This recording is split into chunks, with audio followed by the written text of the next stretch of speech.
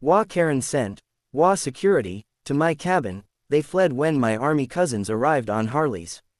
I was just about to sip my morning coffee when I saw the white SUV creeping up my gravel driveway.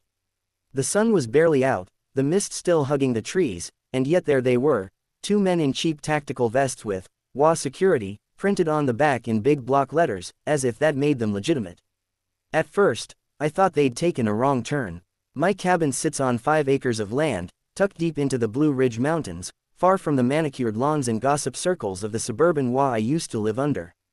But when they stopped at the edge of my porch and one of them yelled, "Sir, this is a restricted area.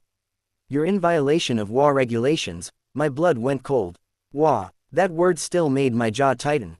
I'd moved up here to escape that nightmare, to live quietly, rebuild my life, and finally breathe without someone measuring the height of my grass.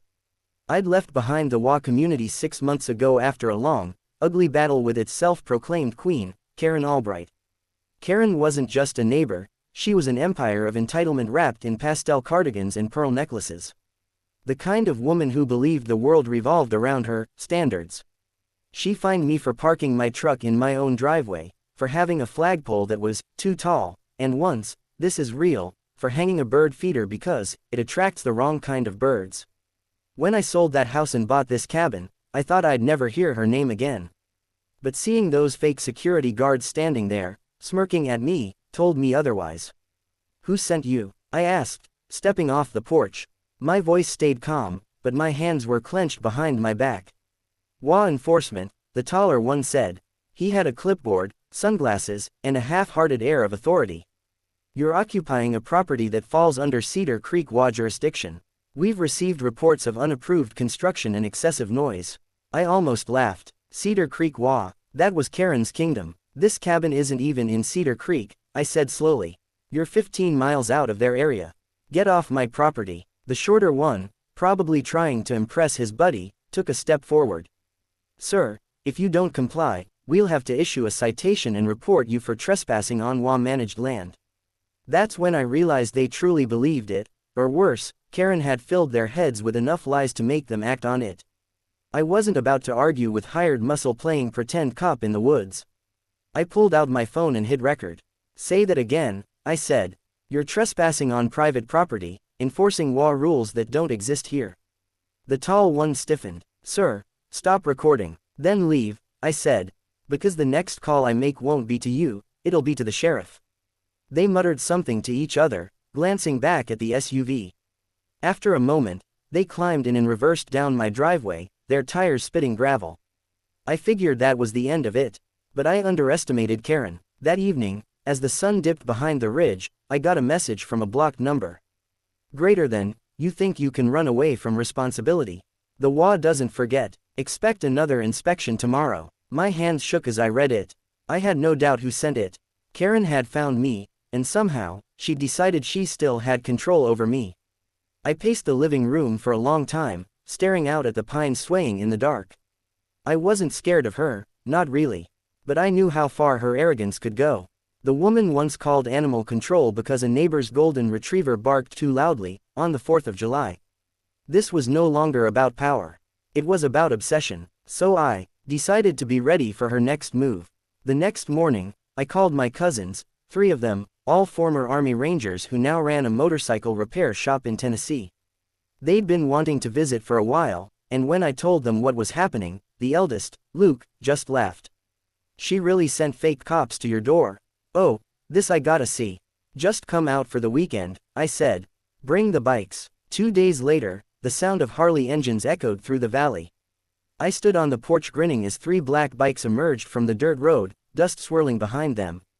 My cousins looked like trouble straight out of a movie, leather vests, mirrored glasses, and that calm, confident energy of men who've seen worse than any suburban queen could imagine. They parked their bikes in a line, the engines rumbling to a stop. Luke looked at my cabin, then at me. "Nice place. Quiet. Shame someone's trying to mess with that." I told them everything, the fake security, the text, the years of Karen's bullying. By the end of it, all 3 had the same expression, cold amusement. "She's gonna regret this," said Jake, the youngest. We didn't have to wait long. Around noon, a silver Mercedes SUV appeared at the edge of my property. It stopped near the old wooden fence, and even from a distance, I could see that familiar blonde bob through the windshield. Karen. I felt my stomach twist. She actually came. The car doors opened, and out stepped not only Karen but also the same two security guys from before, this time wearing actual holsters. Empty, probably, but intimidating to someone who didn't know better. Luke leaned against his Harley, smirking. So that's the dragon lady, huh? That's her, I said quietly.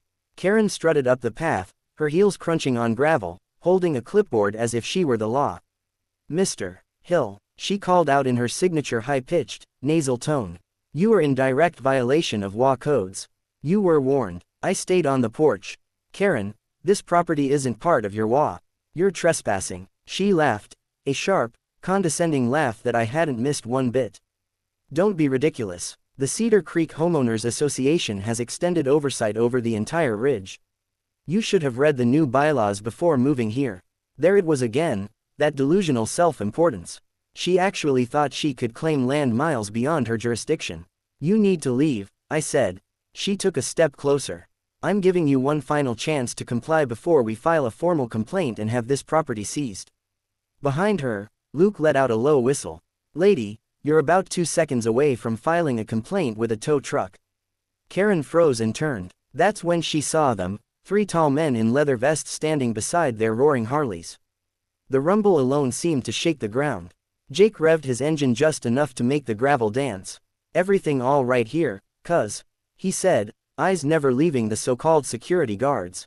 Karen's voice wavered. These men are interfering with official HOA business. Official. Luke stepped forward, his voice even and calm. You got a badge, a warrant, jurisdiction? No. Then I'd start walking before this conversation gets real uncomfortable. The 2 fake guards stiffened, glancing between each other. Whatever courage they had evaporated when Luke smiled, an expression that promised trouble. Karen's face went red. You can't intimidate me. I'll call the police. Good idea, I said. I'll call them too. We'll see who they think is trespassing. I pulled out my phone and started dialing. Karen hesitated, then turned to the SUV. We're leaving, she snapped. But before she could climb in, Luke stepped forward again. Hey, ma'am, he said. You forgot something. She blinked. What? He pointed to the ground near her feet. Her clipboard had slipped from her grasp during all the yelling. She bent down to grab it, but as she straightened, Jake revved his engine again, the thunder of it rolling through the valley. She jumped and stumbled backward, eyes wide. Her guards scrambled into the car, slamming the doors. She climbed in after them, her face pale now, the arrogance stripped away. As the Mercedes sped off, gravel spraying behind it, Luke turned to me with a grin. HOA security, huh? Guess they don't train 'em like they used to. I laughed for the first time in days. You have no idea, but the story didn't end there. That night, I got another message, this time from a local number. Greater than, you think this is funny? I'll ruin you. HOA rules are law. I showed it to Luke. He chuckled and shook his head. You mind if we handle this one? I hesitated. What do you mean? Just a friendly visit, he said. Talk to the sheriff, make sure he knows who's been playing fake cop around here. By morning, they were gone.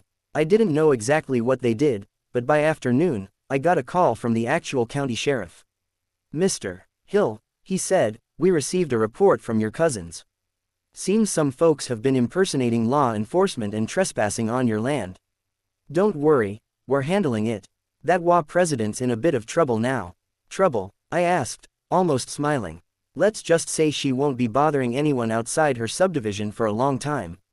When I hung up, relief washed over me. For the first time in months, I could breathe easy. That evening, as the sun set behind the trees, the sound of engines returned. My cousins rolled up again, parking their Harleys beside the porch. Luke tossed me a cold beer and sat on the steps. She's not coming back, he said simply. Sheriff talked to her, more like warned her. Apparently, impersonating security and issuing fake citations is a serious crime. Who knew? We laughed, the sound echoing through the pines. For once, the only thing that broke the mountain silence was the crackle of the fire and the low hum of engines cooling beside us. I looked out across the valley, the world was peaceful again. No fines, no letters, no one telling me what color to paint my porch. Just the quiet rhythm of life I'd fought to reclaim. Karen had built her little kingdom of rules and control, but out here, she had no power. And I realized something: freedom doesn't come from fences or bylaws. It comes from standing your ground, sometimes literally, against the people who think they own you. That night, as the stars came out one by one, I raised my bottle to the air and smiled. To peace, I said. Luke clinked his beer against mine. And to the one never finding GPS coordinates again. The laughter that followed was pure, easy, and real, the sound of a battle finally won.